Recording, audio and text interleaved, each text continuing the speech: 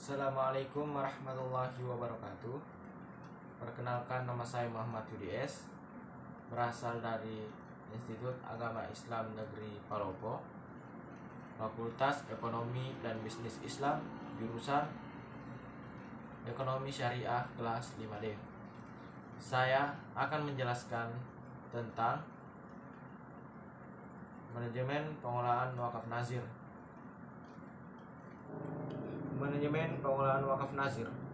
Manajemen lembaga wakaf menjadi bagian yang paling krusial dalam memahami persoalan wakaf. Manajemen wakaf berkaitan dengan nazir selaku pengelola wakaf, sistem pengelolaan wakaf, dan akuntabilitasnya.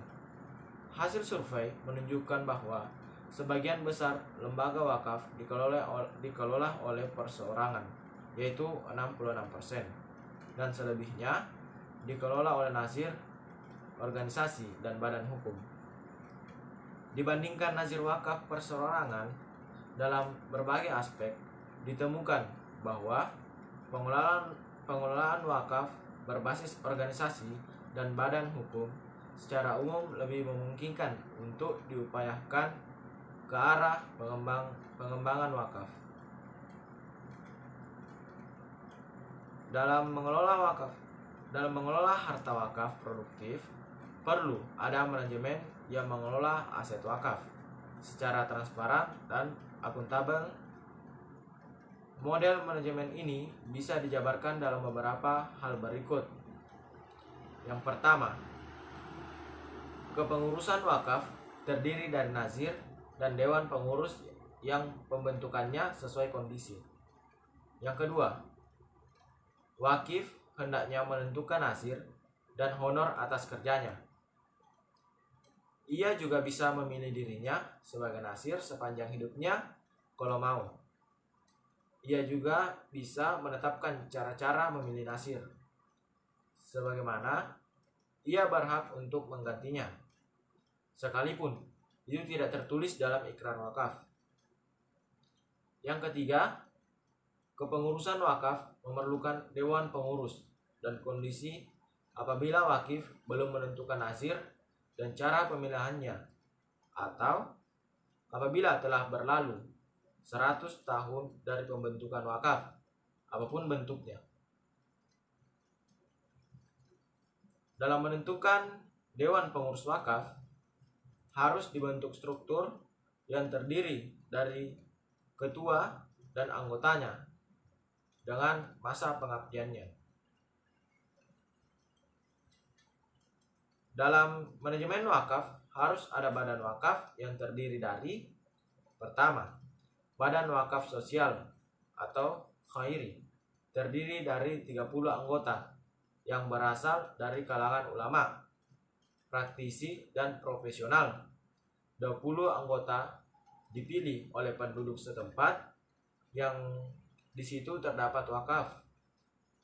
5 anggota ditentukan oleh Kementerian Wakaf.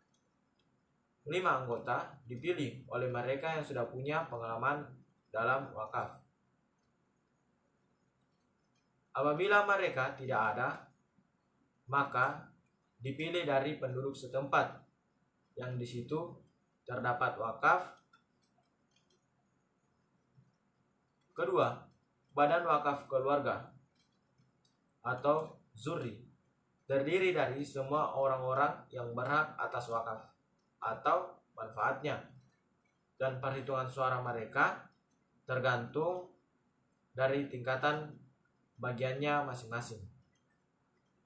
Sedangkan yang ketiga, badan wakaf gabungan atau sosial dan keluarga, terdiri dari semua orang yang berhak atas manfaat wakaf berdasarkan tujuan khusus, dan perhitungan suara mereka tergantung kepada banyaknya bagian yang diperolehnya. Kemudian ditambah 20 orang yang mewakili mereka dan berhak atas wakaf berdasarkan tujuan umum yang dipilih oleh penduduk setempat. Rapat badan wakaf dinyatakan sah apabila dihadiri oleh mereka yang mewakili suara terbanyak baik asli ataupun perwakilan, dan membuat keputusan berdasarkan suara mayoritas peserta rapat yang hadir. Mungkin cukup sekian yang sempat saya jelaskan. Kurang dan lebihnya mohon dimaafkan. Saya akhiri dengan ucapan wabillahi taufiq wal hidayah. Wassalamualaikum warahmatullahi wabarakatuh.